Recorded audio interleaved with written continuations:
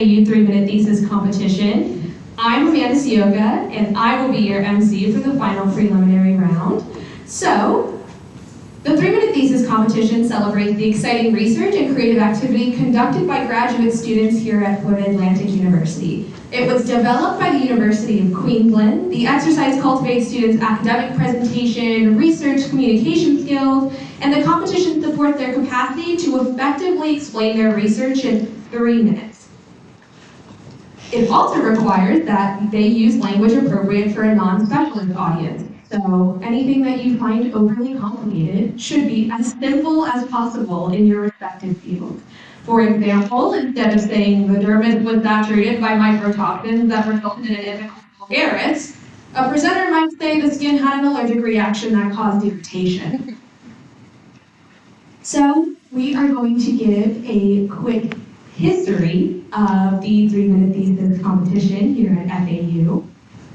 So the 3-minute thesis competition came about at a time in the state of Queensland where they were suffering a severe drought. To conserve water, residents were encouraged to take timed showers, and many people had 3-minute egg timers that they strapped to their walls in order to make sure that they were efficiently using water. Then the Dean of Graduate School at Demetrius, Professor Alan Lawson, put 2 and 2 together, and the idea for the 3-minute thesis competition was born. In 2008, the first 3-minute thesis competition was held at the University of Queensland with 160 higher degree by research candidates for competing. Around 2011, the popularity of this competition has increased, and the 3-minute competitions are now held in over 900 universities across more than 85 countries worldwide.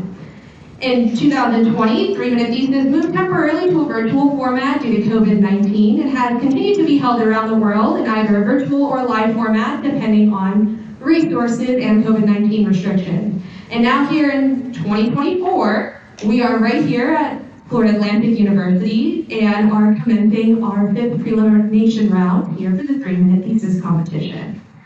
Now for my judges, the competition rules are as follows. Competitors use a single static slide, and they are to present their thesis findings in a clear and articulate way that you are able to understand without any highly technical language. It also is supposed to reach audiences without any use of extras such as props, music, all within 3 minutes. Anyone that goes over 3 minutes is a disqualification. So competitors, sometimes less is more, sometimes. Presenters will then be scored on their comprehension of content, so providing clear motivation, background and significance to their research question, as well as clearly describing their research strategy, design, and the results or findings from their research. They'll also be scored on engagement and communication, so they delivered clearly and their language was appropriate for a non-specialist audience. And the PowerPoint slide was well defined to enhance their presentation, while the presenter is conveying enthusiasm and captured and maintained your audience attention. There will be a full comprehensive list of rules of judging right in front of you, but we are authorized counters of today's ballot, and the decision that you adjudicate is final. So no takesies backsies on this one. The winner of our preliminary rounds today will receive $1,000. Our first runner-up will receive $500, and our second runner-up will receive $250. And the People's Choice, which is selected by our audience members, will receive an additional $500. And it is possible to place in your normal category as well as the People's Choice Award. So, I believe. Oh, and the winners of today's competition, our Grand Slam champion of this preliminary round, will be able to compete tomorrow, Thursday evening, from 6 to 8 p.m. in the Grand Palm Room for finals. Very exciting.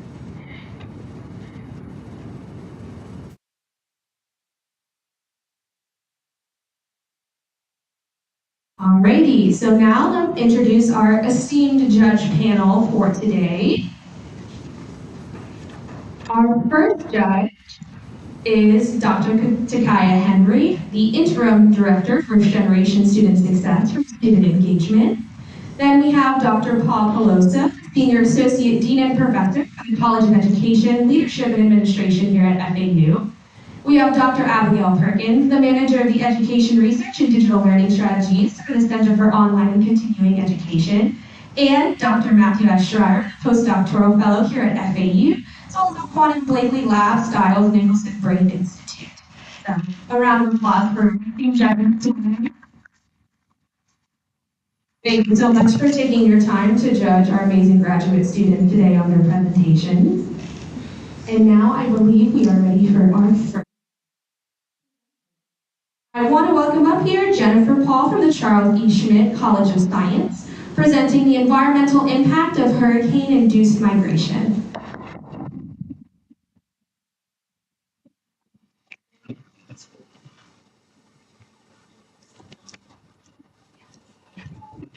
I didn't know I was gonna go first, but good morning.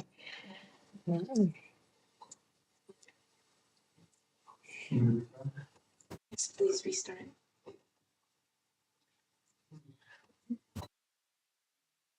From the hot Sahara to the vast Atlantic, nature brews a gigantic force. This spiraling force is born through the dance of the warmth of the Sahara and the heat and the warmth of the ocean. Over 1.2 million Americans are displaced by this hurricane, which is the Great Giant, and over 20 billion US dollars as of 23 is spent in recovery, and 113 billion US dollars was spent in Florida Hurricane Ian recovery. Now, people are moved, people travel from one place to another, but what happens in those places that get left behind? My research is focused on looking at the environmental impact of human-induced migration. My first objective is to analyze and document the environmental change. First, by looking at the maps, and then I'm going to see how cities and urban area change as post-migration and as people move. The second objective is to document and understand the impact of this migration pattern. And the third is to look at how people can help the future policies and help in making everything, cities have a good resilience.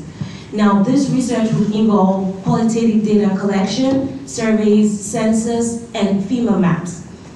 The analysis that will be run will be published and predictions will be made.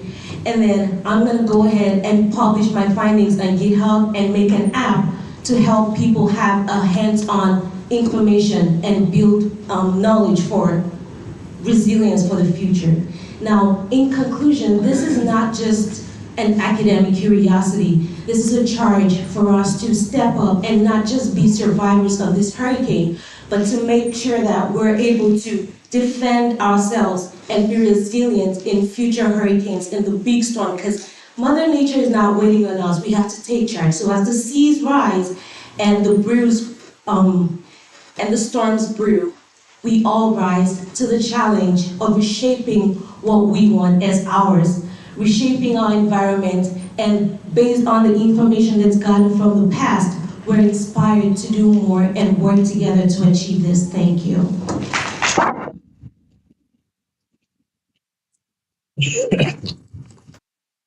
Beautiful. Thank you so much, Jennifer.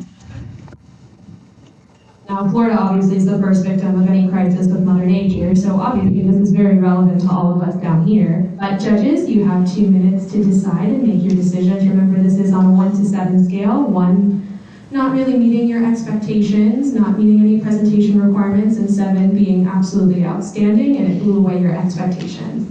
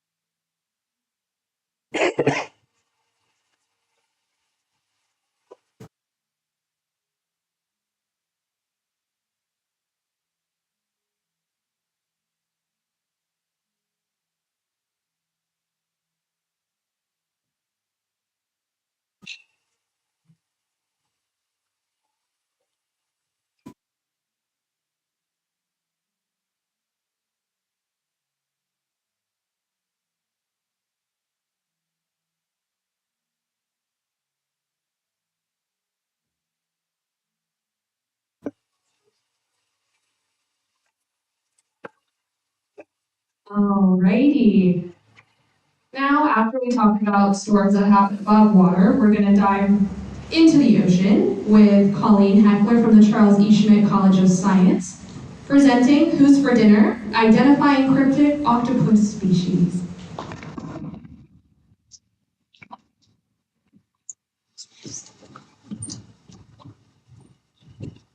As the saying goes, you are what you eat. Yet, for the people worldwide that eat octopuses, they likely have no idea what or who they're eating.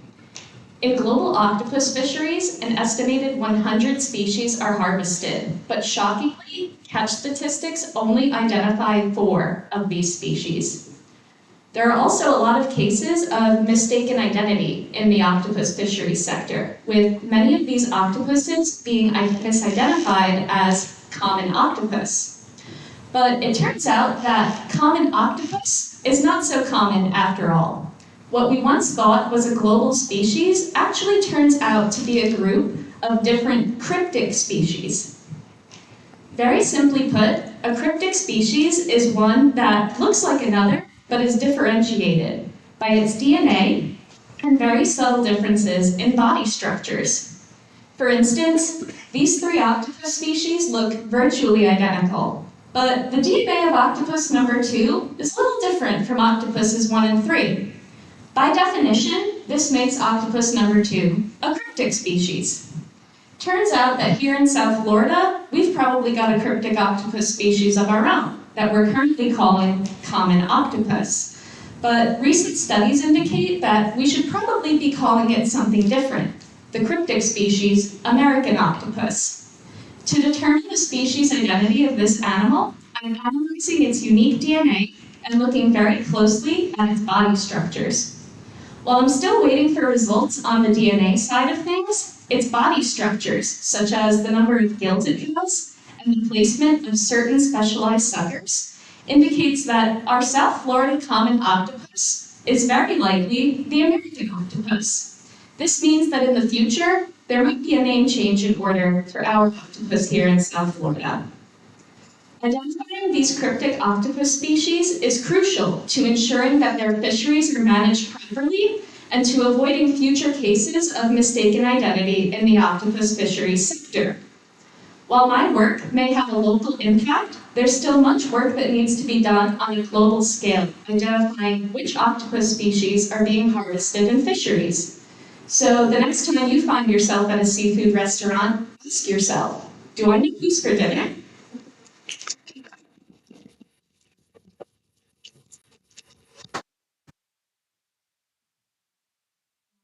Any of you, but I watched my octopus teacher on Netflix, and I'm never able to look at octopus ever again the same way. But judging.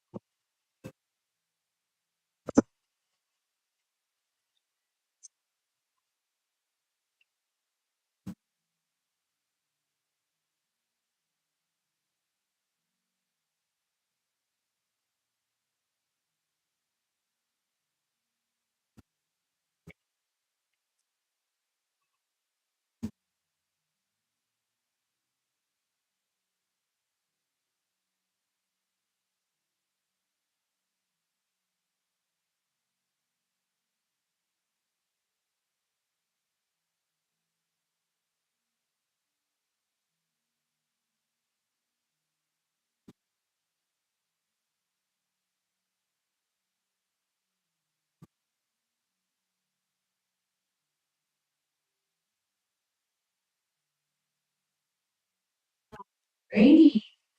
Our next presenter is going to be Elizabeth Wynn from the Charles E. Schmidt College of Science, presenting on robotic arm perception.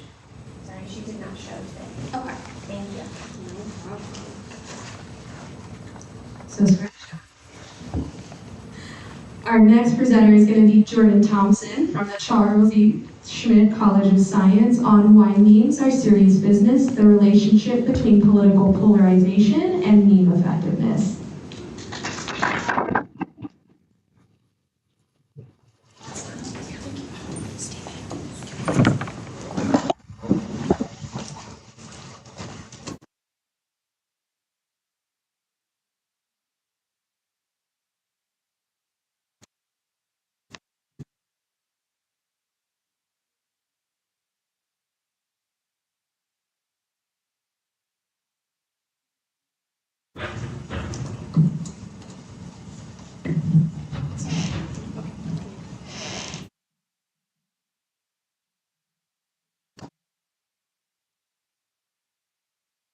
Memes are serious business. Let me tell you why.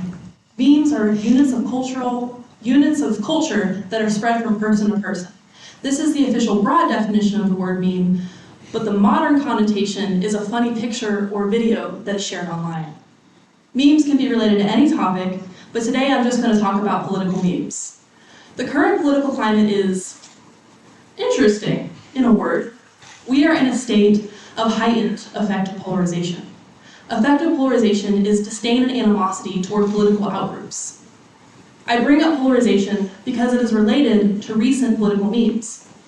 Have you ever noticed that it's difficult to have a civil online political discussion? I've noticed that, especially when it comes to memes. I've noticed that people either get really upset or really excited about political memes. And it made me wonder, who are these people who are reacting so strongly to these memes? Can polarization explain this? That's what I wanted to know, so I tried to test it. I expected that polarized liberals and conservatives would react more strongly to in-group political memes. To test this, I gathered over 100 memes from Instagram, Facebook, Reddit, wherever I could find them, and then I had undergraduate coders validate them, and then I made a survey. First, I showed participants polarization items. Then I showed them the memes. I had them rate the memes in terms of meme effectiveness, which has 5 dimensions. First, how humorous was this meme? Would you like this meme on social media? Would you share this meme on social media? Do you agree with this meme? And finally, how much does this meme offend you? You would think that an effective meme would be funny, people would want to like and share it, people would agree with the message, and it wouldn't be offensive. This is what I expected for polarized people, regardless of their political orientation. I expected them to give higher marks in all 5 of these categories for the memes. This is sort of what I found. Unsurprisingly, I found that people don't like the other party's meme, but they do like their own party's memes. Additionally, I found that polarized conservatives rated conservative memes as more effective than less polarized conservatives. The pattern was the same for liberals, but the effect was not significant. So what does this mean? Memes are serious business. Memes are serious business, and if we want to do something about polarization in this country, we need to take memes more seriously. Thank you.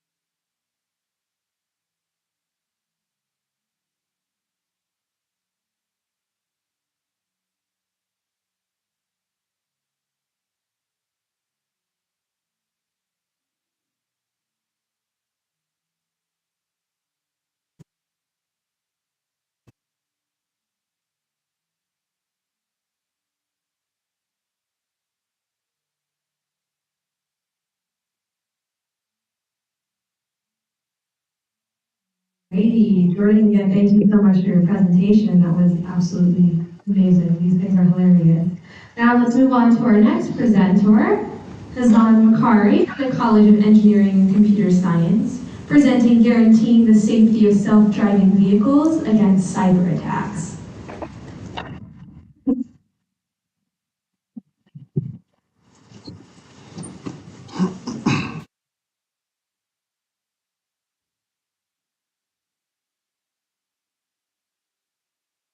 Hello everyone, I'm Hassan Makari and I'm going to talk about the project I'm doing here as a PhD student in the university. I'm working on autonomous vehicles. Autonomous vehicles are the type of smart vehicles which don't have any drivers. These vehicles can move as a group and is called the multi-agent systems or the Platon. Each multi-agent group has a leader vehicle and the rest of the vehicles are the followers of the leader.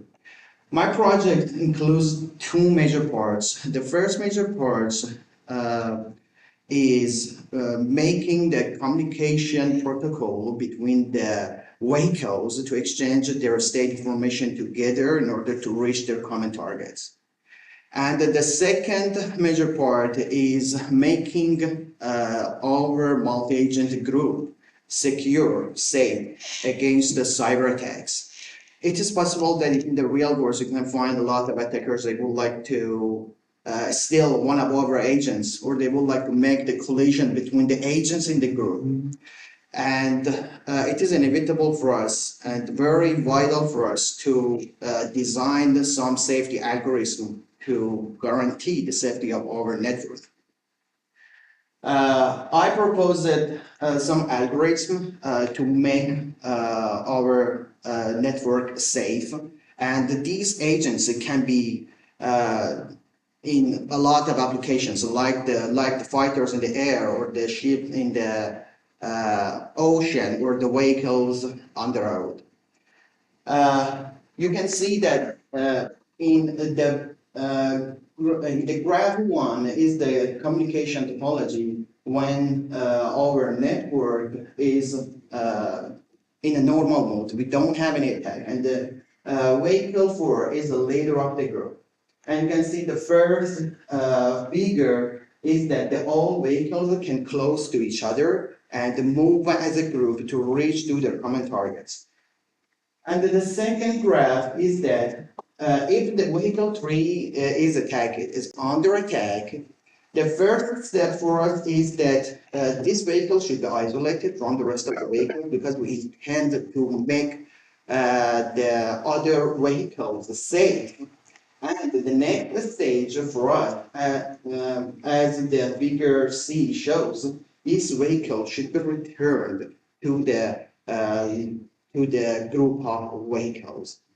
And you can see the figure two, the vehicle three is misled while the rest of the vehicles follow the path. And the figure three shows that we implement our algorithm to return our attacked vehicle, and this is that our network is safe. Okay, thank you.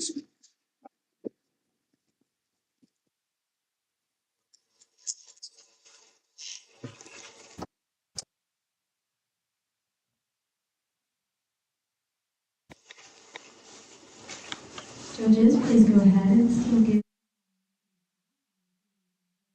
on self-driving vehicles. Very fascinating.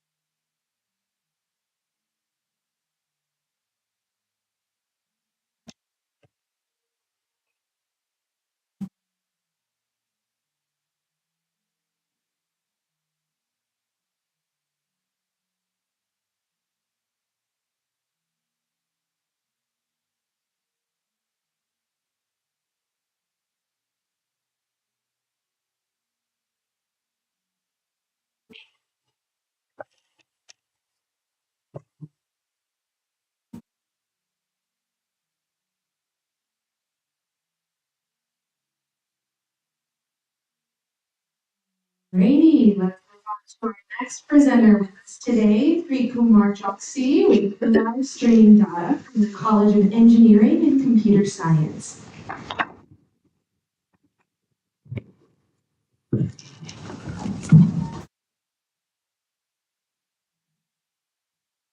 So imagine a world where data is like a river. The data flows in a stream where the stream is continuously evolving and the data is continuously flowing. So that world is not a park. Welcome to the world of live streaming data. So live streaming data refers to the continuous updates and continuous integration with our world. The live streaming data is generated everywhere, like every sensor in like social media and IoT devices everywhere now situated at every traffic signal and all. Like imagine social media platforms like Twitter and Instagram, where every tweet and every post is connected to the live streaming data in real time. So despite its potential, where the live streaming data is a little bit of hard to handle, like every day, like around 30 million terabytes of data is generated in the world. So here comes my research. My research integrates the live streaming data into the algorithm and it produces some insights respective to the domain. So the live streaming data is helps in like medicine, then healthcare, finance, where like at every second the market changes. So in finance, the data helps the trader, the bankers to manipulate their stocks at the time. So and in healthcare, it helps the doctors to manipulate like the insulin amount to the patient like remotely. Then the significance of the live streaming data is extend to various domains like then customer experience, then like every minute differences in the weather which is streamed through the weather departments, and it has a lot more potential once it's like connected to everyone. Like every device is connected to the internet nowadays. Every single click of the button generates a data. So the insights of the like, live streaming data is not just about information, it's about insights, transformations in the world. So let's embrace the potential of the live streaming data into our world. Thank you.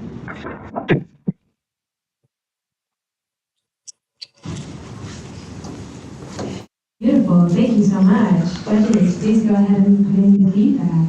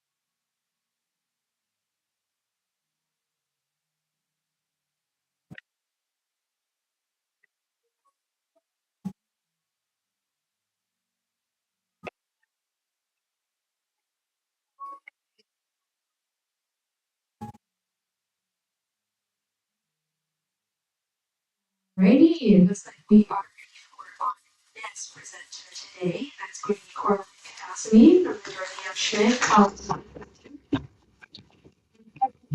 on Raphantilias, Oral Literature, Identity, and Resistance. Hi everyone. I've been stuck in traffic. Yeah.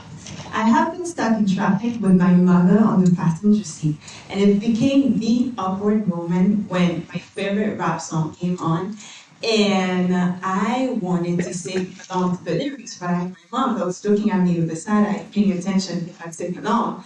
And I said to her while she was reevaluating her life choices, Mom, it's not about the form, it's about the content. It's about the meaning. Think about what they're saying, because what they're talking about oppression, they're talking about resistance, and they're talking about Black identity.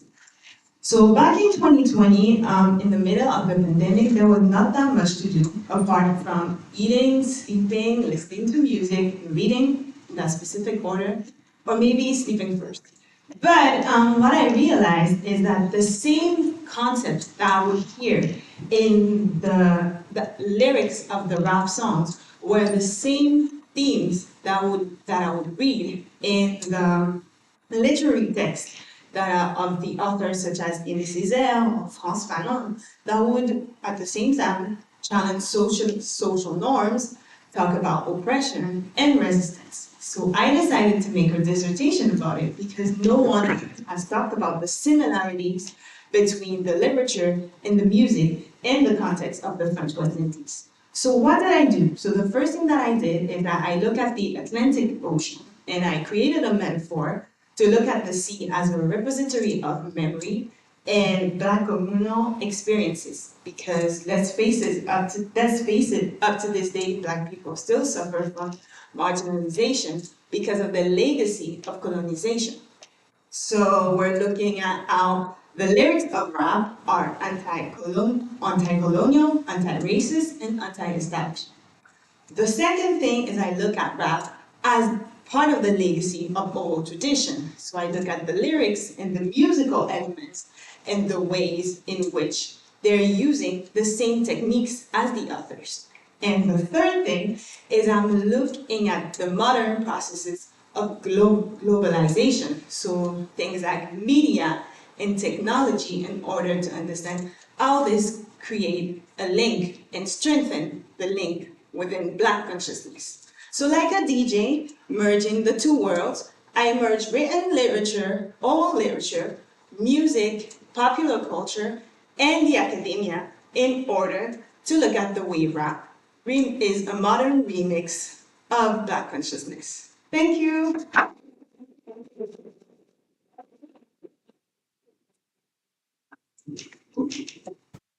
Caroline, thank you so much. I love the combination of incorporating music and literature. That's so fascinating. So judges, please go ahead and continue writing.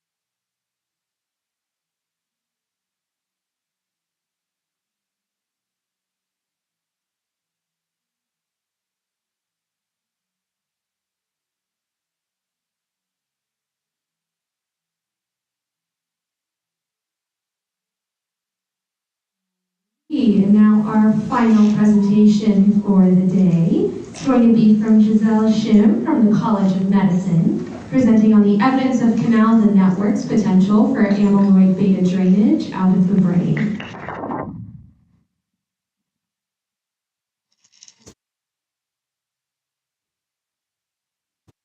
Today's everyone's favorite day of the week. It's trash collecting day.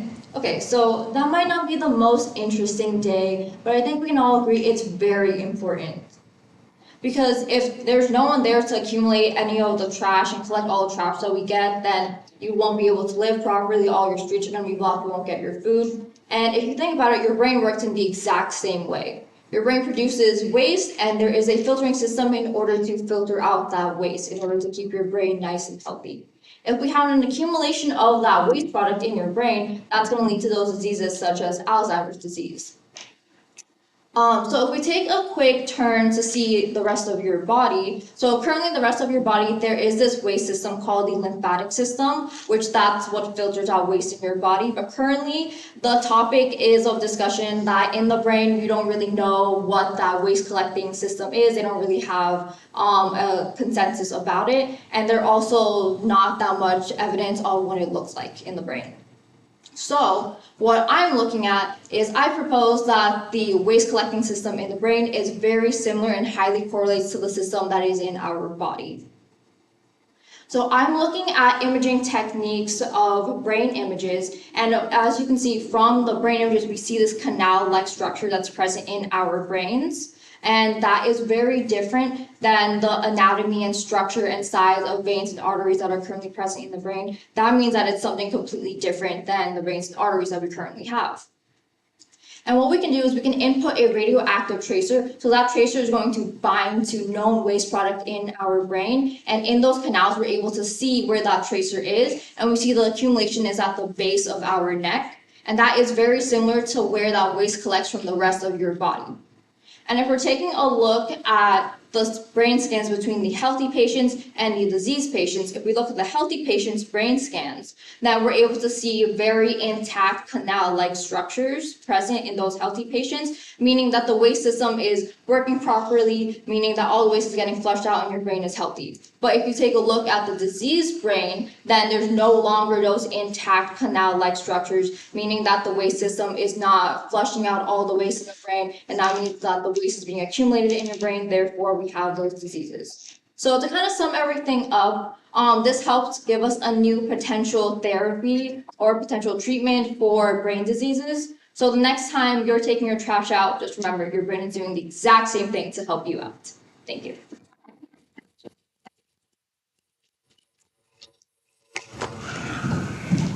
Thank you so much, Giselle. That's so fascinating to think our brain has its own garbage disposal.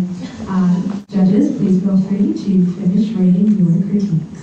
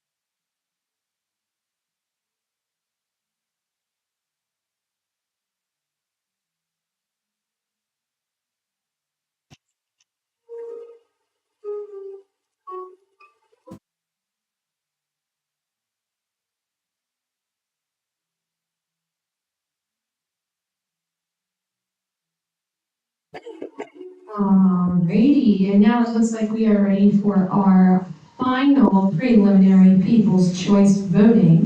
So, audience members, now's the time to vote for your People's Choice Award, so please go ahead and scan the QR code on the screen, select the competitor that you feel that should win. Just as a reminder, things to keep in mind are comprehension and context, so the presentation was clear, added the background and significance of their research question, and provided clearly described research strategies and designs and findings of their research, as well as engagement and communication. The presentation was delivered clearly, as well as the language was appropriate for non-specialist audiences, and the slideshow helped to advance their point. And also, reminder of scoring calibration, one being that the presentation did not meet your expectations, and seven being the presentation was outstanding with no flaws. So go ahead and cast your votes for me. Contestants and judges may participate in the People's Choice, so everybody.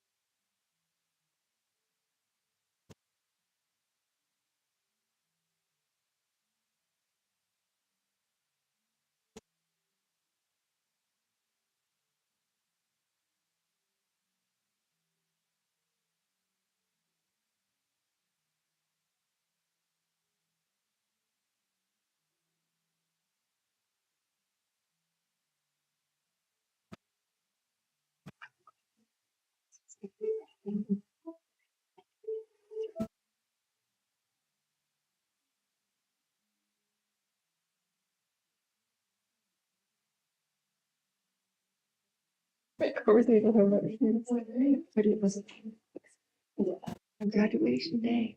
Yeah, it's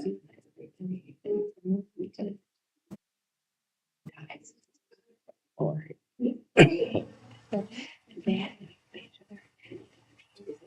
That was it.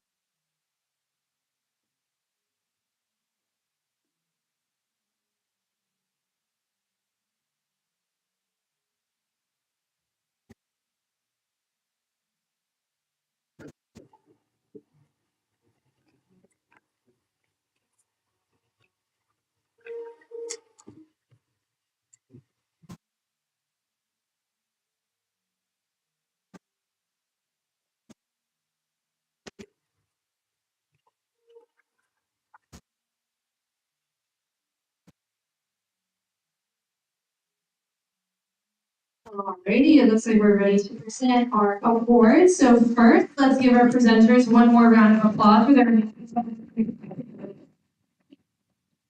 And also a huge round of applause for our judges as well for taking their time to evaluate these awesome students.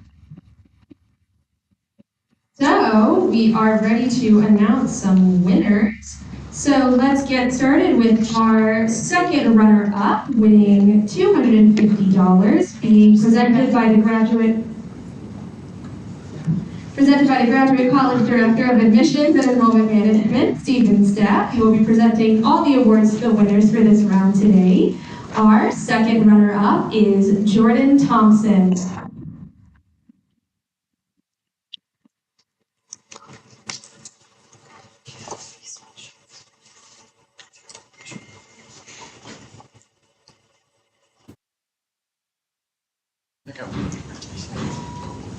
Alrighty, and our first runner-up, winning $500, is going to be Coraline Kandasamy.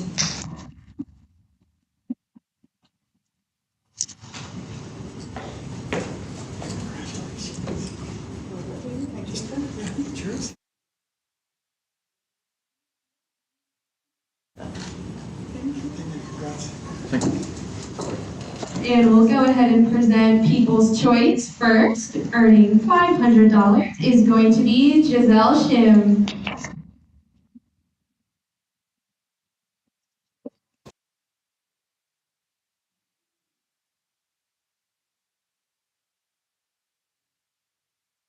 Well, I'm going to have you stay up here because you are our winner for this certificate.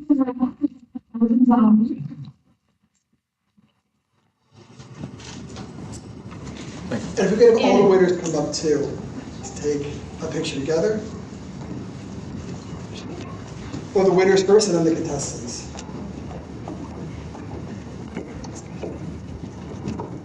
I'm tall, so I'll be in the back. I think we can fit everybody, right?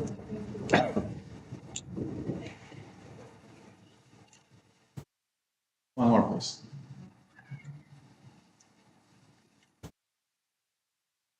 And the contestants stay up here, we'll have the judges come up and take pictures with the winners as well.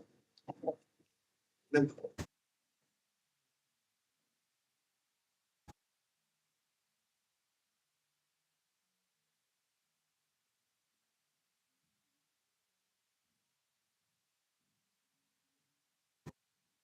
Plenty of space, scoot in. So, can you go a little bit here?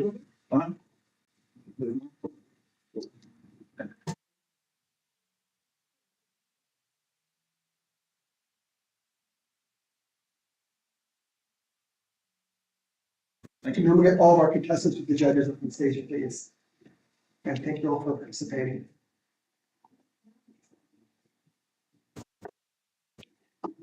Maybe taller people in the back. Not trying to, are you tighter? Stagger. Yeah. Here's a good overlay, yeah. Yeah. Exactly, I guess that's all.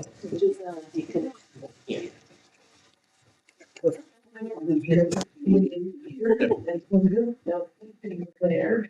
Come forward. Perfect. People still do those? I don't know. Would you move like it sideways, please? Yeah, like this, thank you.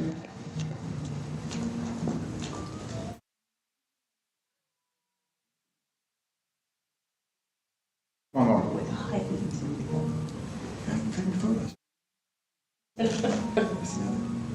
Thank you. Thank you all very much.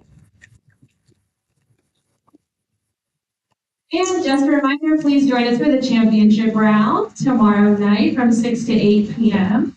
All of our main heat winners will be competing Thursday. And we also have our post-event survey. If anyone will want to scan the QR code to provide their input. But again, thank you to everyone for participating. Judges, thank you for judging. Everyone have a great rest of your afternoon.